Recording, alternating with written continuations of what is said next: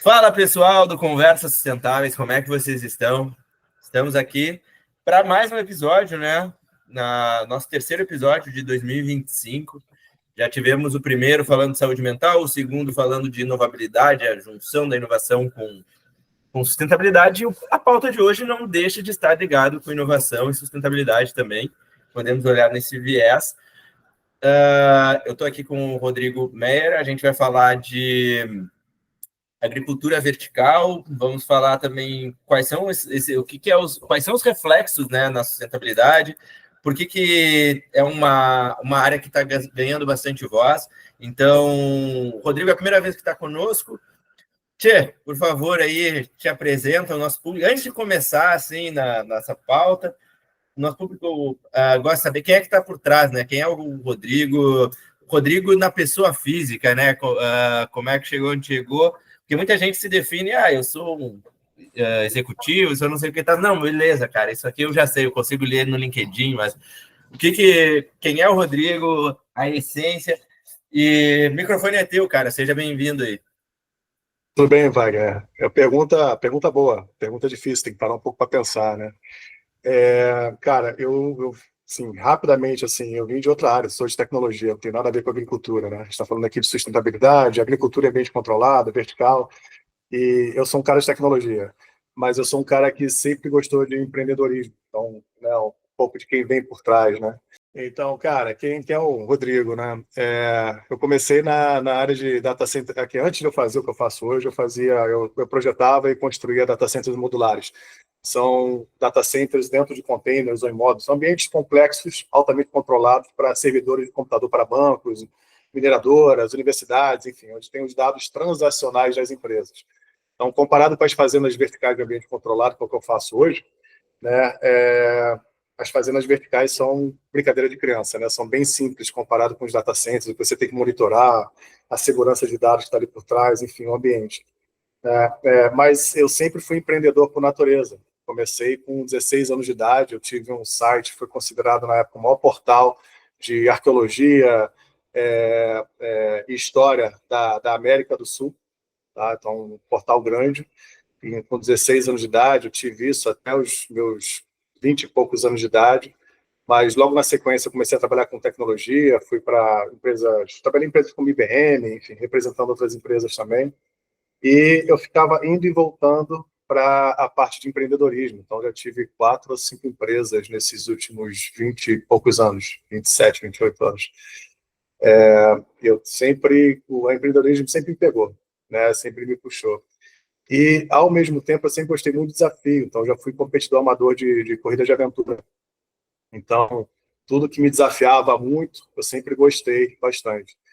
E a empresa que eu estou há mais tempo, e a coisa que eu estou fazendo há mais tempo na vida, é a que eu estou hoje, a Mighty Greens, fazendo fazendas de ambiente controlado. Foi onde eu me senti mais desafiado em termos de carreira. É o que eu mais gosto de fazer, na verdade. Legal. E contextualizando um pouco da tua trajetória, por que essa pauta te desafiou tanto, assim, sendo que, tu passou por ambientes que nem tu disse, basicamente fazendas verticais é brincadeira perto do que tu fazia. Então, teoricamente, o desafio técnico ele não pode não ser maior do que o que tu está fazendo agora. Então, por que isso te move? Cara, o desafio técnico por si só do projeto de data center é bem mais complexo, né? Mas você tem muito servidor, você tem muito fornecedor, você tem muita empresa que fornece equipamento, tecnologia, você tem muita informação na área, muita fonte de descoberta. Quando a gente fez a migração e quando eu comecei a fazer as fazendas urbanas de ambiente controlado, isso faz uns 9 anos, na América do Sul, salvo erro engano, eu fui um dos primeiros a fazer isso. E não tinha fornecedor, não tinha ninguém que conhecesse sobre isso, só não tinha nenhuma publicação especializada sobre isso. Você tinha algumas empresas e algumas iniciativas fora do Brasil, nos Estados Unidos, Canadá, na América do Norte, na Europa, no Sudeste Asiático tinha alguma coisa, mas na América do Sul não tinha ninguém fazendo. Então, a gente teve que desenvolver tudo do zero, desenvolver fornecedores, desenvolver cliente. A gente começou fazendo um produto produzindo um produto que era microverdes. Você botava na busca do Google, microverdes, a palavra microverdes, zero resultados. Então, a gente tinha que ensinar as pessoas o que eu estava produzindo.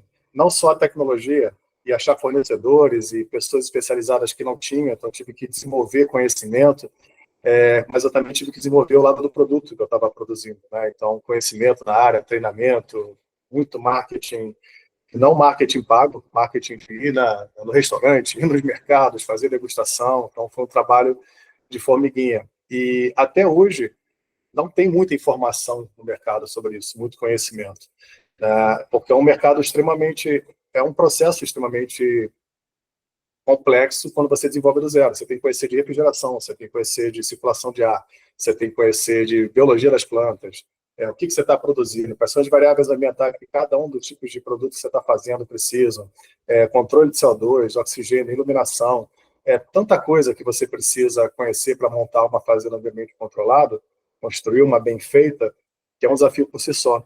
E toda vez, claro, que eu estou dominando alguma coisa, eu aprendo uma coisa nova e vejo que eu preciso estudar mais. Tá? Então, é um baita desafio. Legal. E, Tchê, obviamente que além do desafio, tu enxerga que é uma oportunidade de mercado, né? Aquela história, a gente gosta das coisas, mas a gente não paga as contas só com as coisas que a gente gosta de fazer, né? Que momento que tu entendeu, pô, tem uma oportunidade de mercado, é um mercado que está recém engatinhando, vou também aproveitar esse gap aí para daqui a uns anos aí a gente ser referência. Como é que foi essa leitura?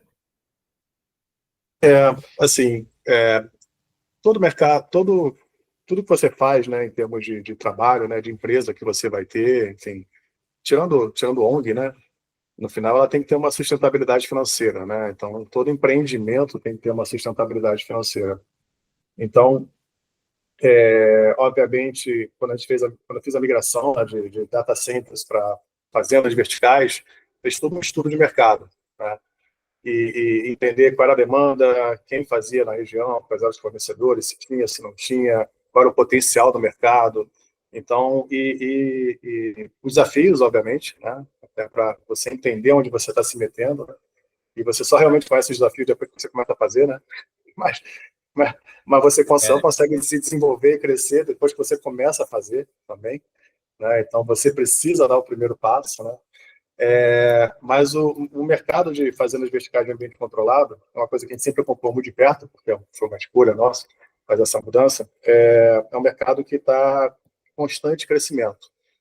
Teve um momento de hiato, um momento de desaceleração, que foi o momento da pandemia, mas ele cresce razoavelmente bem. Você tem uma ideia, o mercado previsto global das fazendas verticais em ambiente controlado até 2020, né, era de 4,5 bilhões, ou seja, até o iníciozinho da pandemia, 4,5 bilhões de dólares.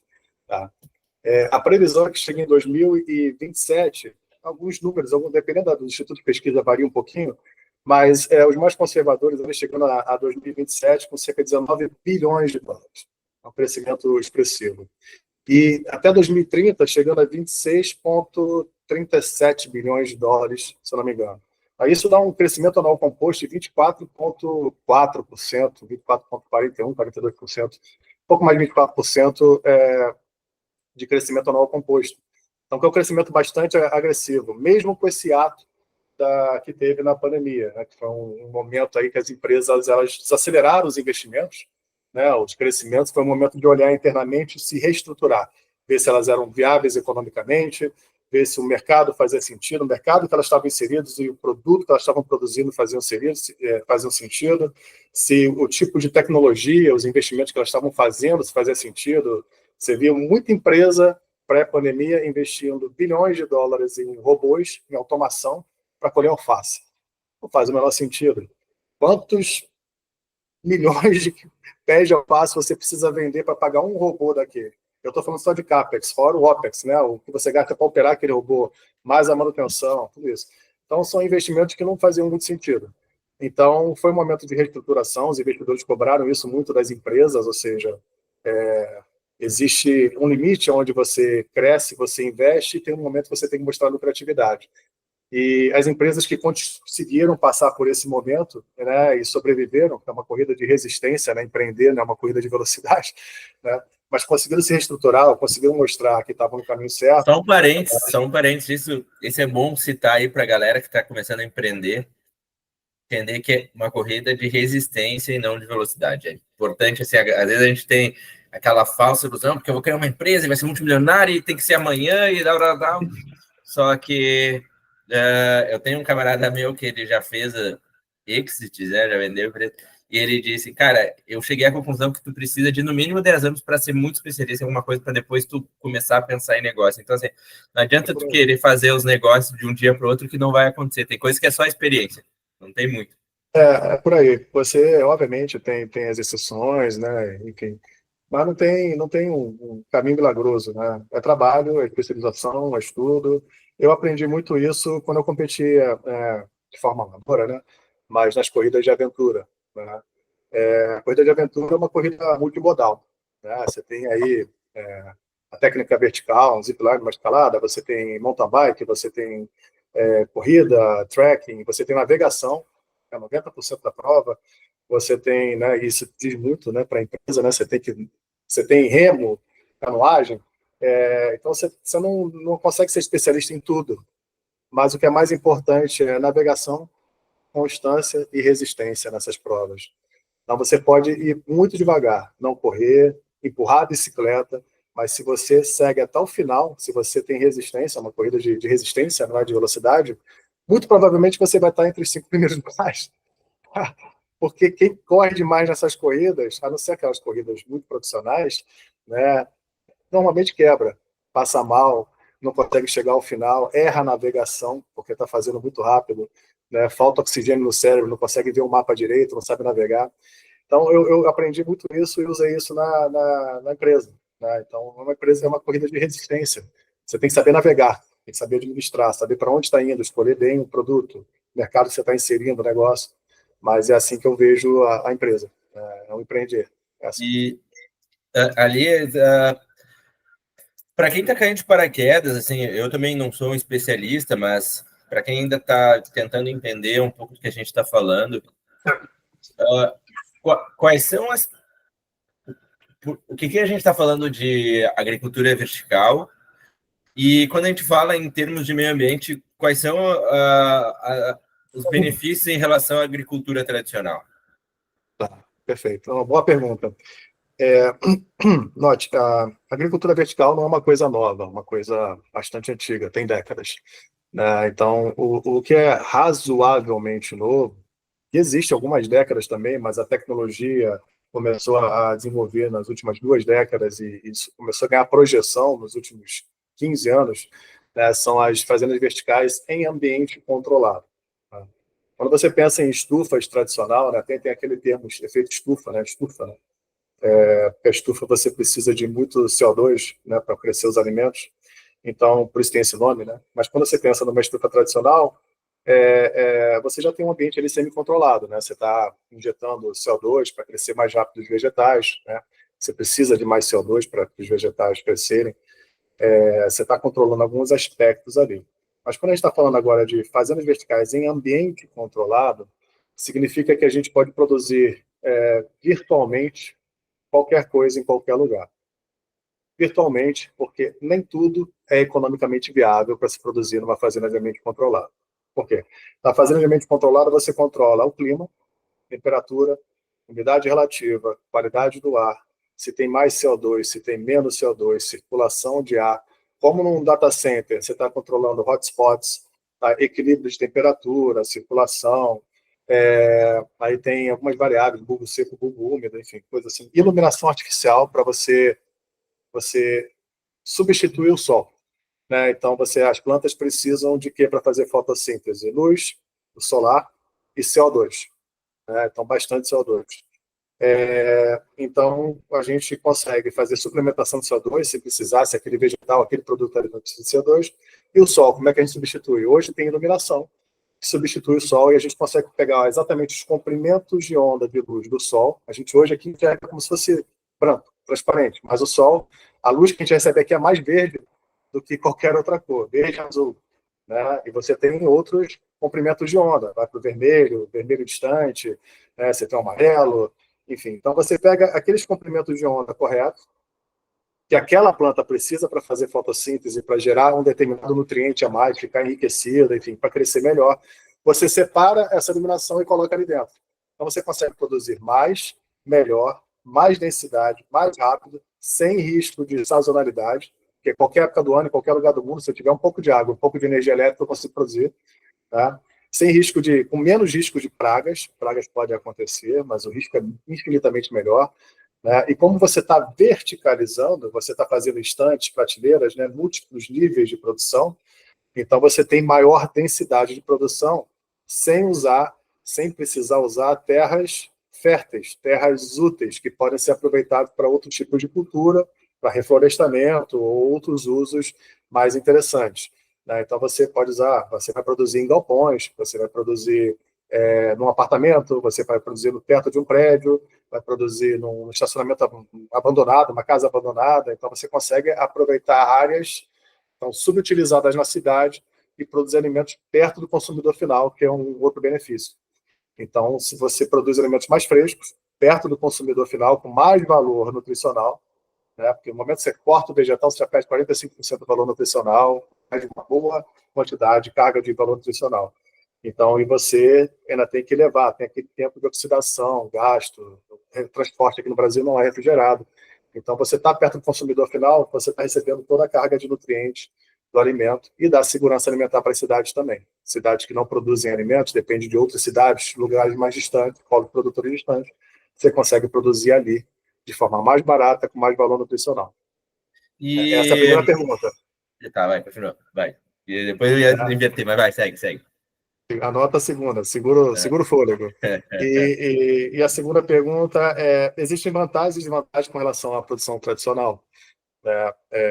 Primeira coisa que a gente tem que entender é que as fazendas de ambiente controlado, né, as fazendas urbanas, de maneira geral, elas não vieram aqui para substituir nenhum tipo de produção. Elas integram o sistema de produção. É mais uma forma de produção de alimentos. Você vai continuar tendo o sistema tradicional de grandes culturas ou monoculturas, você precisa disso. Volume de produção de grãos, volume de produção de sementes, né? Você precisa de grandes áreas de produção. Precisamos disso. Continuar tendo a produção orgânica, você vai continuar tendo a produção sustentável, de subsistência, você vai continuar tendo as estufas hidropônicas e você vai ter as fazendas urbanas de ambiente controlado. Qual que é a diferença? É que nas fazendas urbanas de ambiente controlado, como eu falei antes, você pode produzir onde tem energia e onde tem água, um pouco de água.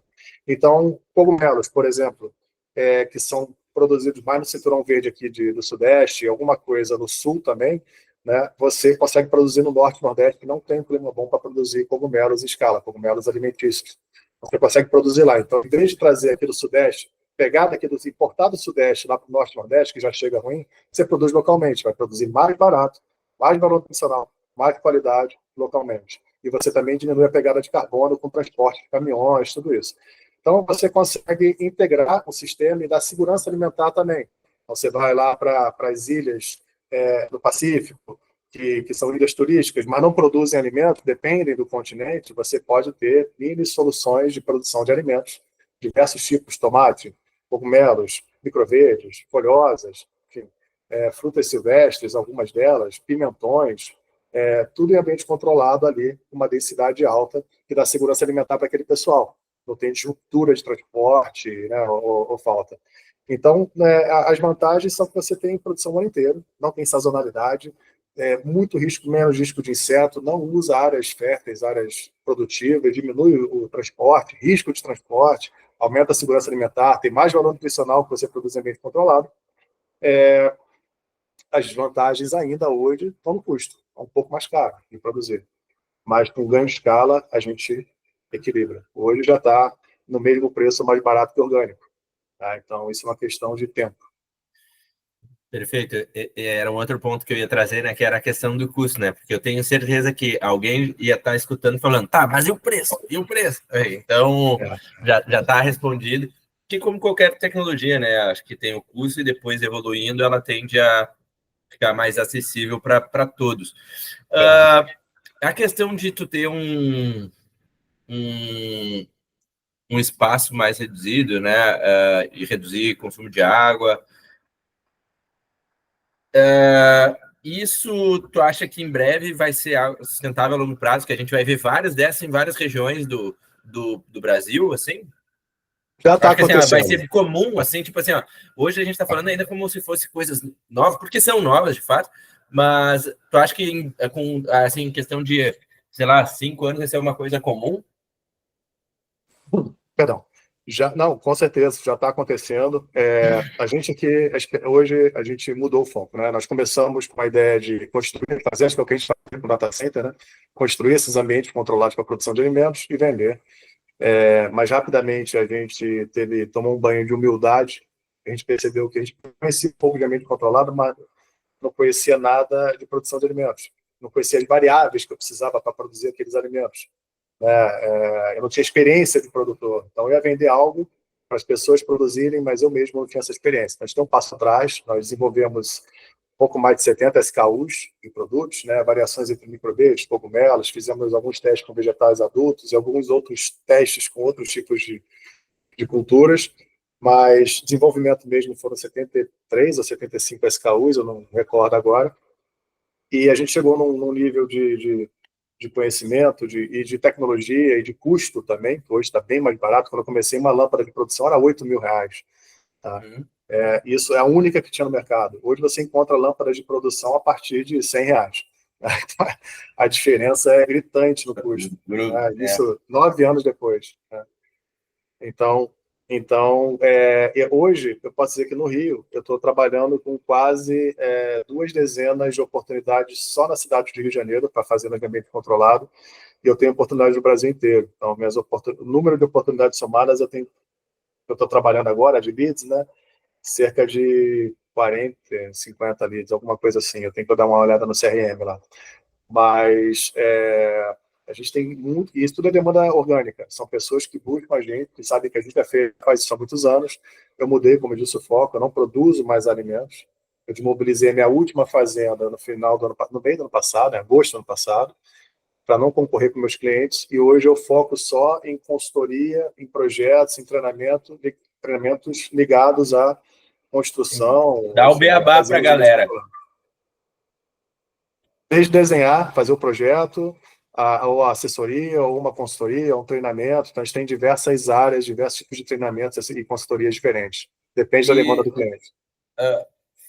um outro quesito aí, que pode ser um desafio ou não, a gente já conversou, tu já me comentou um pouco dele, mas agora a gente está numa conversa mais aberta, com mais pessoas aí escutando, outras vendo via YouTube. Consumo de energia. Como é que lida com esse controle? Como é que... pô, instala painel solar, não instala? Como é que eu otimizo isso, o sistema de gerenciamento? Cara, isso é uma pergunta muito boa também. A gente ouve muito essa pergunta aqui. Tudo depende de como você desenha a solução, de quem faz o projeto para você. A gente veio de uma área que energia, energia, energia, energia, energia, tudo é custo de energia. Na época que a gente trabalhava com isso, 20 anos atrás, a medida era cada 1 kW de energia usada por um servidor, por um computador, a 1 kW de refrigeração. Então a gente buscava reduzir o PUI, que era a relação de energia, né? A gente conseguia chegar na época, na nossa tecnologia, a 0,23, extremamente eficiente em termos de energia. Então depende de quem fez o projeto, ou como fez o projeto, que materiais foram utilizados, né? E quem desenhou o sistema, não só da arquitetura, mas também do sistema de refrigeração e de circulação de ar. Então, pra você ter uma ideia, a nossa fazenda de operação própria, mais fácil falar isso. A gente tinha aqui no centro do Rio, eu tinha uma capacidade de produção de cerca de 8 toneladas de cogumelo por mês. Tá? A nossa conta de luz ela não passava de R$ 3.500 por mês. Tá? Então, depende muito do projeto, depende muito de quem faz para você. Faz sentido usar painel solar? No último ano de operação da empresa aqui no Rio, tá? Eu faço isso há 9 anos, eu comprei energia distribuída, comprei no mercado. Comprava, eu não tinha painel solar. Então fazia compra. Isso baixou minha conta de luz em quase 30%. Tá? Então eu estava pagando 2.000 e poucos reais de conta de luz no final. Mas faz sentido você instalar painel solar? Faz. Algumas fazendas faz, depende de onde você está instalando, se tem área de sombra, inclinação de altitude. Tem algumas variáveis que a gente ajuda também a desenhar, né, para instalar o painel. Mas claro que faz sentido. Tem alguns incentivos do governo, algumas coisas que você consegue comprar painel solar muito barato, dividido por muitos anos aí, e eles pagam. Tá? Então depende muito do projeto. Perfeito. Agora, A eu gente. já vi fazendas aqui, desculpa, só para complementar, que você vê tem 300 metros quadrados ou menos de área de produção, mas as fazendas têm 24, 30 metros de altura. Já vi projetos assim. Então, na minha visão, como vim dessa área de energia, né, e construção modular, eu acho um erro, tá? Você verticalizar demais. Porque o que acontece é que existe uma curva de venda, uma curva de produção, uma curva de venda, de ocupação do espaço. Né? Então, você começa vendendo X quilos, X unidades, X tanto por mês, e você vai crescendo aquilo ali. Mas você tem que refrigerar aquele ambiente inteiro. Você tem que controlar a qualidade do ar daquele ambiente inteiro, higienizar aquele ambiente inteiro. Então, se você tem um volume muito grande, uma altura muito grande, um pé direito muito grande da sua fazenda, até você conseguir ocupar tudo aquilo ali, e você vai ter equipamento, vai ter que usar equipamentos de elevação, né, aquelas plataformas elevatórias, que tem um custo alto também, tanto de aluguel quanto de compra, a manutenção é alta, refrigeração é alta, você tem que refrigerar uma área muito grande sem estar usando aquilo ali. Então, módulos menores, com pé direito de 3 metros, 3 metros e meio, são os mais recomendados se você quiser ser extremamente eficiente em termos de uso de energia. Perfeito. Agora, a gente tem ali um sistema de energia, eu trabalho com, como eu disse, oriundo, outra vez te falei, né? Mas o pessoal já sabe, eu sou oriundo do setor de energia, e a gente tem a questão de comercialização, acho que tem a questão que o Brasil é um país caro, né, em relação ao custo energético, mas tem um ponto também que agora tende a abrir o mercado, está abrindo, né? Então a energia está com preço, vai começar a ter preços mais competitivos. Hoje já está mais popularizado também as usinas solares, que tu vende a energia com um custo mais barato também, que ainda é caro no Brasil, mas pelo menos ainda é mais acessível do que a gente tem. Então eu acho que com a questão da evolução da tecnologia, a gente vai ter também uma energia que é mais acessível, vai se manter renovável e acaba que é uma barreira a menos, né, dentro disso. Acho que é aquela questão que a gente está falando. Quanto mais a gente investe na tecnologia, mais acessível a gente tende a entregar na ponta, né? É isso, Wagner. E existem muitas formas de você gerar energia, você tem que ser criativo, né? Tem que estudar um pouco, né? E ser criativo. A gente tinha um projeto interno que era o substrato utilizado, né, exaurido de cogumelo, ele gera muito metano, tá? Uhum. Então, a gente tinha algumas pesquisas internas para extrair aquele metano, coletar aquele metano, ao mesmo tempo que está fazendo compostagem do substrato e transformando em adubo, e aí depois fazer uma biodigestão dele, fazer um bioreator, gerar uma energia com relação com aquele metano. Ou seja, usar o próprio substrato exaurido de produção de cogumelos para alimentar a fazenda em termos de energia. E a gente sabia que a quantidade de metano que é gerada pelo substrato exaurido é muito alta. Tá? Recentemente, eu estava conversando com uma pesquisadora aqui do Rio, que está fazendo uma pesquisa justamente sobre isso, sobre a quantidade de metano que é gerado, qual a melhor forma de você fazer essa compostagem, extrair o metano. E nós estamos aqui unindo forças agora para transformar isso num produto. Então, as pessoas que produzem cogumelo podem ganhar uma certa independência, né, ou até mesmo ficar off-grid, se quiserem, né, da rede, usando a própria matéria-prima deles. Óbvio que depende do volume de matéria-prima, né, que eles usam, né, na produção, enfim, tamanho da fazenda, Uhum. mas pelo menos dá uma diminuída boa. E isso totalmente economia circular, isso é totalmente sustentável, né? Você está usando o próprio insumo utilizado ali para gerar energia para você, também gera adubo, que é um subproduto que você pode vender, né? Ou usar na sua horta, enfim, fornecer para os seus visitantes, para as pessoas locais. Então, a gente está desenvolvendo uma pesquisa em relação a isso, tá? Uma E parceria para fazer esse produto. muito bacana. E tem algum, sei lá, um incentivo governamental, algumas políticas públicas? Tu acha que isso faz falta no mercado hoje? Porque eu estava numa reunião um pouco antes, né, conversando com o pessoal lá da Europa, umas relações, quanto existe um apoio, né, para que as empresas melhorem, mudem por conta de órgãos públicos. Como é que tu enxerga isso? Tu acha que é necessário no Brasil ou tu acha, não, o caminho do empreendedorismo a gente faz por nós mesmos? Cara, eu sou aquele empreendedor raiz, né? Assim, se o governo sair da frente, eu acho que funciona melhor, tá? A forma que... Agora, tem algumas coisas que é bom ter incentivo, que precisa de incentivo, porque o empreendedorismo, a inovação, né, você achar soluções para desafios ou problemas do dia a dia, elas só acontecem de duas formas. Primeiro, você tem que haver o desafio, você tem que enxergar aquilo é um problema para alguém, né? Segundo, tem que haver um retorno financeiro, tem que ser viável economicamente, né? Então, é difícil você achar soluções para vazamento de água na rua, né, no encanamento, ter, né, pessoas que estão focadas em achar isso, se a água é subsidiada, né? Ou então, se é a estatal que cuida dali da água e não vai ter um retorno financeiro, vai ser difícil vender, você tem um monopólio daquilo. Então, em alguns momentos, existem soluções que o governo pode dar incentivos que são interessantes, mas, de maneira geral, eu acho que se o governo só abrir o espaço, abrir caminho para as pessoas, né, e não sobretaxar, não colocar muitas barreiras burocráticas e barreiras fiscais, a gente anda melhor dessa forma. Tá? Porque o desafio se apresenta por si só, vai ter sempre alguém que vai sentir aquela dor e que vai se sentir movido a resolver aquele desafio. Show de bola. Tchê, cara, a gente está se caminhando no final. Acho que passou bem rápido até, inclusive, essa nossa conversa. Só que agora a gente tem a nossa dinâmica aqui, né? Eu comentei. E tem uma pergunta que o Pedro, que é diretor de sustentabilidade de Latam da SAP, ou SAP, né? Como diz, cada um fala de uma forma. Ele deixou uma pergunta para o próximo convidado, e esse convidado é você. E a pergunta que ele deixou foi o seguinte, cara. O que é que você sabe que ninguém mais sabe, mas que todos deveriam saber? Rapaz, quero conversar com esse cara, com o Pedro. Ele tá super disposto, é um cara que adora conversar, deixou o LinkedIn dele, é um cara muito gente boa. Rapaz, cara, posso responder no próximo? Não? O que eu sei que ninguém mais sabe, que todo mundo deveria saber, rapaz.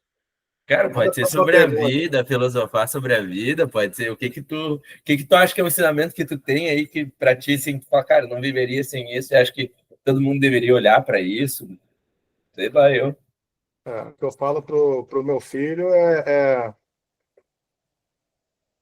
no banheiro que se tem bidê, não se usa toalha de rosto. Mas não sei se é bem o que ele estava esperando, né?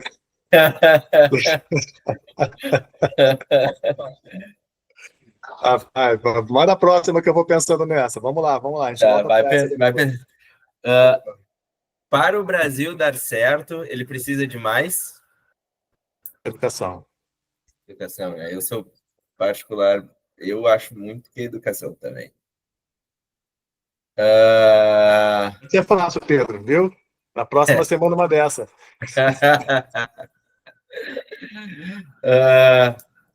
Maior aprendizado do passado.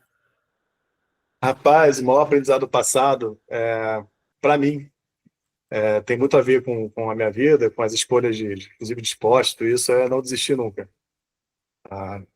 Para mim é isso. Né?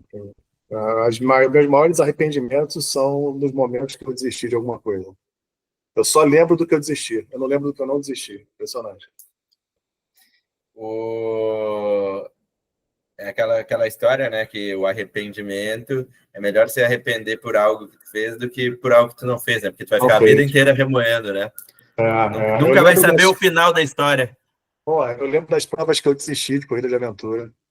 Uma coisa que você não faz. Eu desisti de uma, eu desisti de duas, desculpa, provas, acho que eu participei. Uma prova de equipe, né? Então, quando um desiste, todo mundo é eliminado. Numa dessa foi uma decisão em conjunto. E até hoje eu sonho com essa prova, eu penso nessa prova, rapaz, Te tiro sono. esses são um dos exemplos das coisas que eu desisti, que eu me lembro. Eu só lembro disso. As provas que eu E, ganhei, que eu participei, nem lembro. e o que tem te inspirado hoje? Cara, o que tem me inspirado hoje?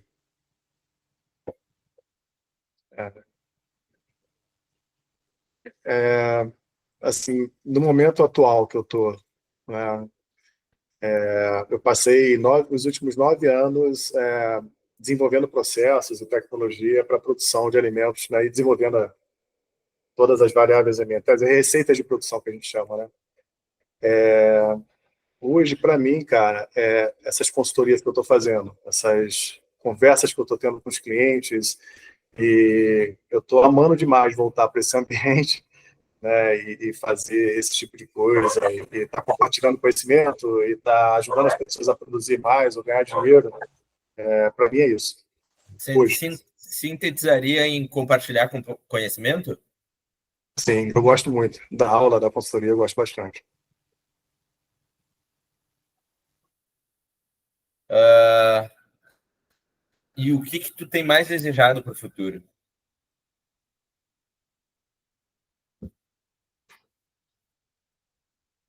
Hoje é mais um filho. Mais um filho? É, Que legal, é o cara. que veio na minha cabeça, é verdade. Não, mas, cara, é por isso, a ideia é É, filho, família, acho legal. é. Oh. E que Vai disparando, vai disparando. dica de conteúdo que tu dá para as pessoas, assim, tu acha assim, cara, tu precisa estudar sobre esse tema que vai te dar uma visão melhor sobre sustentabilidade, vai ver que não dá para ser tão ativista. Cara, que tema que chama a atenção que tu gostaria de compartilhar com a galera? Pode ser filme, livro, sei lá, artigo, alguma coisa. Relativa à sustentabilidade, você diz? Sustentabilidade, inovação, tecnologia, É. negócios. Ah, bom. Se for assim, eu sou daqueles caras que adora ler pesquisa. Adoro ler pesquisa e patente. Eu gosto. Entro ali no site de patente da Google e fico buscando coisas relativas à minha área, ver o que tem, ver se eu posso ter ideias dali. E pesquisas também. Pesquisas eu adoro. Pesquisas sobre o clima, então eu busco muito, eu leio muito. No início da empresa, a gente internamente tinha um desafio que a gente toda semana tinha que ler alguma patente, alguma pesquisa, e todo domingo a gente sentava ali por telefone para discutir, para ver se aquilo era um assunto interessante, se dava para desenvolver alguma tecnologia, algum processo, dá para usar aquilo de alguma forma, se a gente tinha tido algum insight, se vale a pena se aprofundar naquele assunto. Mas, assim, eu acho que todo mundo deveria ler, acho que é importante, mudou muito, né, a minha forma de ver, o estilo startup do Eric Rice. Acho que o estilo startup é um livro muito bom. E o outro é Os Segredos da Mente Milionária. Eu acho que todo mundo deveria ler esse livro também. Tá? Eu acho que esse deveria ser livro de cabeceira das pessoas, na verdade. Tá? Então, são 2 livros que eu acho que todo empreendedor, que toda pessoa, de maneira geral, deveria ler, mesmo quem não é empreendedor. O da Estilo Startup eu não li, mas o Segredo da Mente Milionária eu achei muito bom. Eu devo ter lido ele por volta dos meus 18, 19 anos. O do Harvard, do Harvard Hacker, né? Exatamente, dele mesmo. Eu lembro que meu irmão comprou, ele não leu, mas eu li. Você tá rico, ele não. Quase lá, quase lá. É, eu E... acho que são 2 livros que vale a pena ler. O estilo startup também é muito bom. Tá? Não, eu pego porque eu ponho na minha lista, mas a minha lista ela é desse tamanho, mais do que eu tenho de tempo para ler. Exato, a minha Mas, também, cara. Impressionante. mais Eu do que... adoro ler. Eu tô lendo um que, para mim, ele tem sido até o momento, deixa eu pegar isso. Até o momento, o melhor livro de negócios que eu já li, que é Red Fire Aim, Zero to 100 Million, é isso? Uhum. In No Time Flat. Esse aí é o livro que, para mim, esse é sem dúvida de negócios, assim, cara, tem superado todos que eu já li. É mesmo? Então vou botar aqui. Assim, é Comecei um a ler livro. um outro livro hoje. Terminar, vou botar isso aqui na lista. Pode ler. Quem quiser me pedir, galera, eu mando o livro. Pá, eu nem sei se eu posso fazer isso, né? Porque é um livro Ah, caro, é um livro de 600 pila, mas é. eu te compartilho contigo ali. Eu tenho ele, eu não sei se tu quer, mas eu posso compartilhar contigo ele. Ah, Então, mas eu é, gosto, eu sou ciumento com meus livros, eu gosto de ter meus livros. então, ele é um livro assim, cara. Eu sou ciumento pra caramba também, pra caramba. Com livro, Mas, né? Impressionante.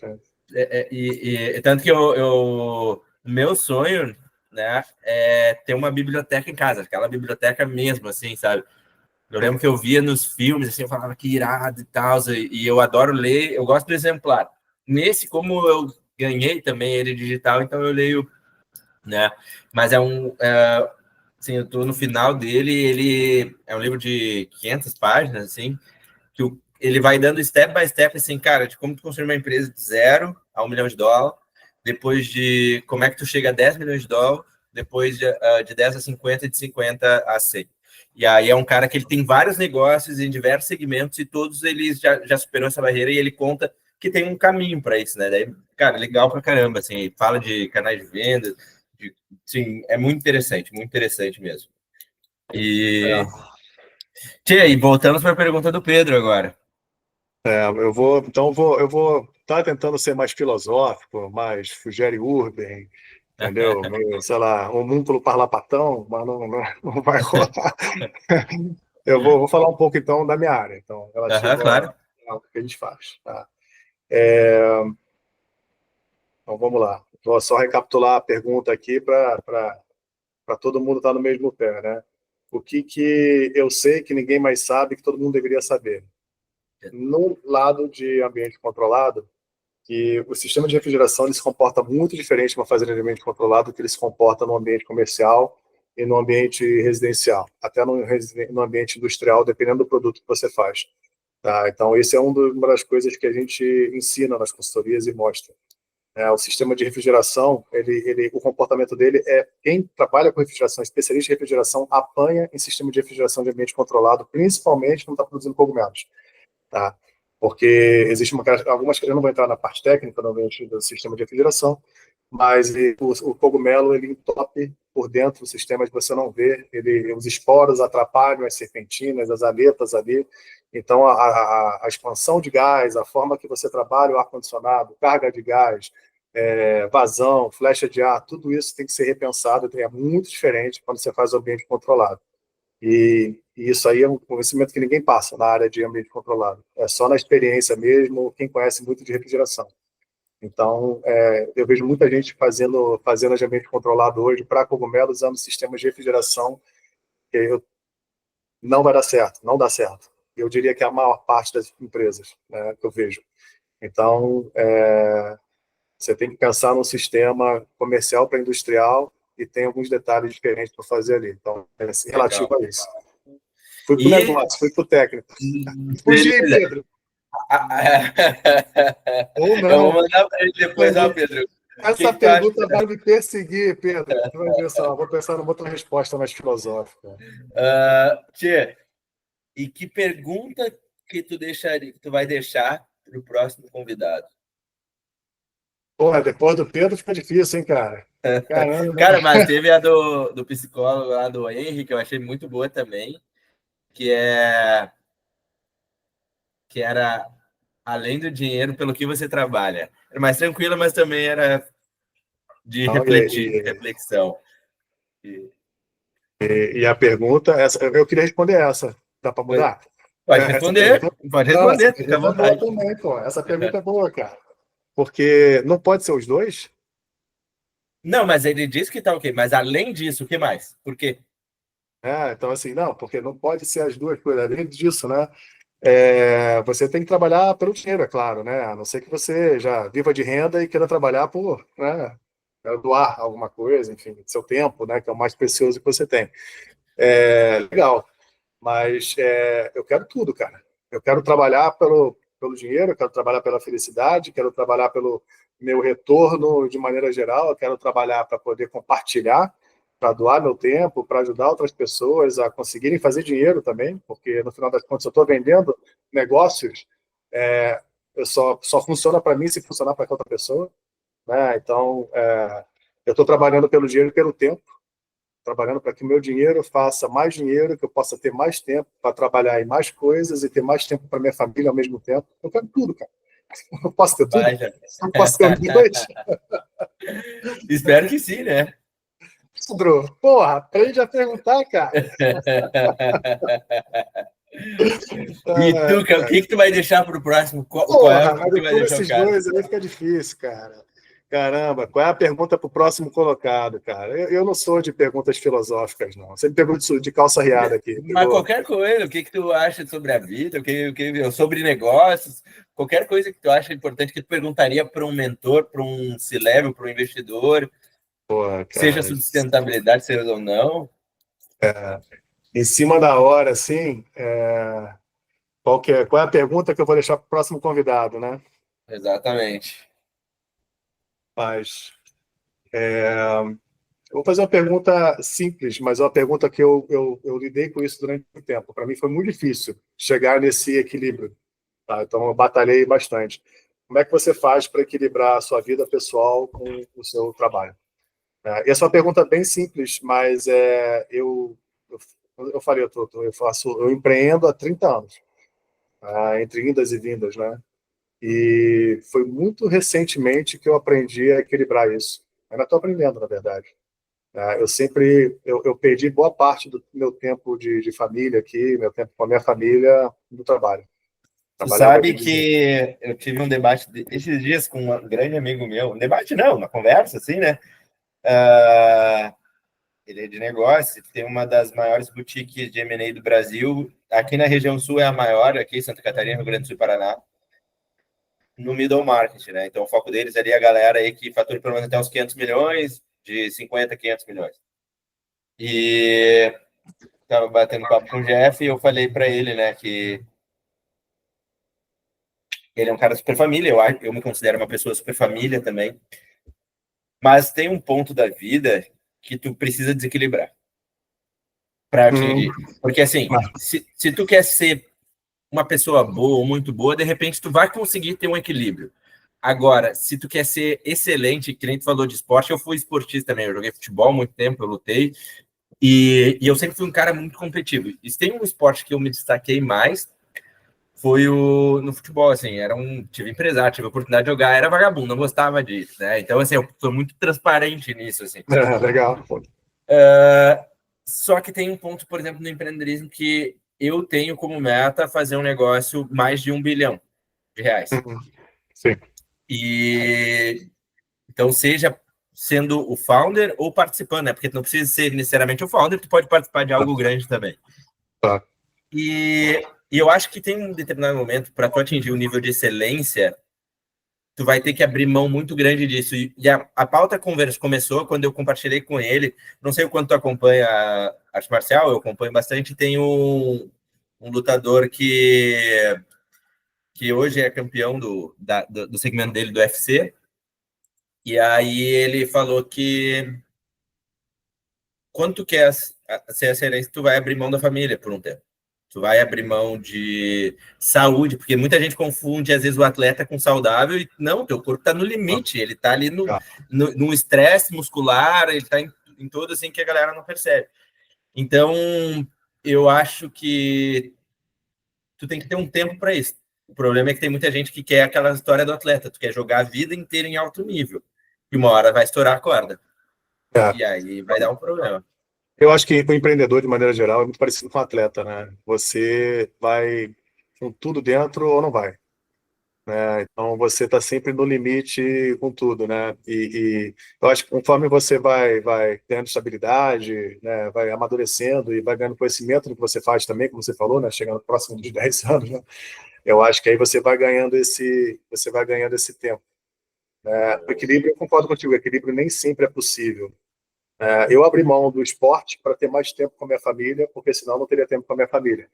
Então, eu parei de praticar esporte porque eu gastava muito tempo ou investia muito tempo no trabalho.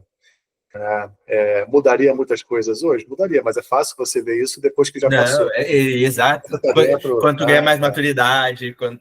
É, é. Então, quando você está dentro, você está no meio do tsunami. Você está ali, meu irmão, tomando capote. Agora, é isso que você falou, faz muito sentido, é isso mesmo, né? Tem um momento que você tem que abrir mão de algumas coisas para que você mais ali na frente, você tenha uma estabilidade e possa passar mais tempo ainda com a sua família. O negócio é você não perder a mão disso. Exato. Tipo, não sei se você já leu a biografia do Steve Jobs. Do Steve Jobs, não, do Steve Jobs não. Já li algumas E dele, não. eu recomendo porque eu acabei de ler ela, e é interessante porque né, tem um cara controverso em vários aspectos, mas depois de certo momento, quando tu vai, no caso dele que fica doente, tu vai percebendo também, dando valor para outras coisas da vida, né? Que daí tu fica pensando, eu precisava realmente todos os anos da minha vida a 200 por hora? Será que compensou isso? Então, é uma pauta interessante, cara. A gente filosofou aqui da vida. Acho que... A gente sempre acha que existe um amanhã, né? Eu tenho mais tempo, Exato. né? Eu tenho mais tempo, né? Eu vou corrigir isso ali na frente, eu vou ter mais Ou tempo ali na nunca vai frente. acontecer comigo isso, né?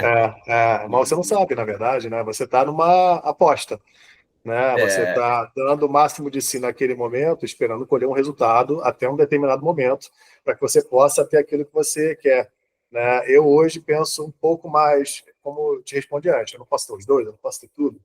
Eu não posso trabalhar para caramba e ter muito tempo com a minha família, né, praticar meu esporte. Como é que eu faço para conseguir isso? A minha pergunta é: como é que eu faço para conseguir isso? É, essa é a minha pergunta, eu durmo toda noite, né? Então, quais são os desafios que eu quero, onde eu quero chegar? Como é que eu faço para conseguir isso? Como é que eu faço para ter isso? Não, ótimo, cara. E quero agradecer também a nossa audiência que ficou com a gente aqui até o final. Obrigado a todos vocês. E sabe que podem nos seguir em todas as mídias, Conversas Sustentáveis em tudo, YouTube, Spotify, Instagram, tudo, LinkedIn, tudo é Conversas Sustentáveis, não tem erro. Quem quiser me seguir lá também é WS Lopes, então não tem erro no Insta, Wagner Lopes no LinkedIn. E agora, né, o pessoal, meu time de marketing falou que eu tenho que usar o TikTok, então me procurem lá, Wagner S. Lopes. E é isso aí, pessoal. Tchê, mais uma vez, muito obrigado. Quero que tu deixe as tuas considerações finais. Se tu quiser deixar uma área de contato para a galera te conversar contigo, o microfone é teu. Ô, Wagner, cara, obrigado pelo convite aí, obrigado por todo mundo que teve a paciência de nos ouvir até a nossa conversa, né, sobre sustentabilidade, que passou por todos os assuntos aí, um monte de coisa. Obrigado pelo tempo de vocês aí, pelo seu convite. E quem quiser me encontrar, cara, eu sou extremamente acessível, até não ser. Não, brincadeira, eu sou extremamente acessível. A forma mais fácil de achar, cara, eu deixo aberto aqui meu WhatsApp, não tem problema nenhum de passar, tá? Que é 21, aqui no Rio, né? 99626-4392. Manda mensagem, se eu não responder, manda de novo, liga, porque vai rolando mensagem, eu vou recebendo, cara. E tem uma hora do dia que eu falo, chega, não vou responder mais ninguém. E aí no dia seguinte começa do zero, então a pilha de baixo vai acumulando. Né? Mas tem o Instagram da empresa também, que é Mighty Greens Brasil, né? Então você me encontra por lá também. E eu tenho o site da empresa também, que é mightgreens.com.br. Então, por essas mídias você me encontra, ou também pelo LinkedIn. Eu não sei qual é, Rodrigo S.A. Maia, talvez. Não tem Rodrigo problema, Maia, a gente acha e a gente vai anexar, pessoal. Vai estar na descrição, não tem problema, vocês vão não achar ele. sei. Tá lá. Existe. Tá Show de bom? bola. Tchê, Obrigado, obrigado meu mais uma camarada. vez. Vamos com tudo e aí vamos mantendo contato. Forte abraço. Valeu, irmão. Vamos lá. Valeu, Tchau. tchau, tchau.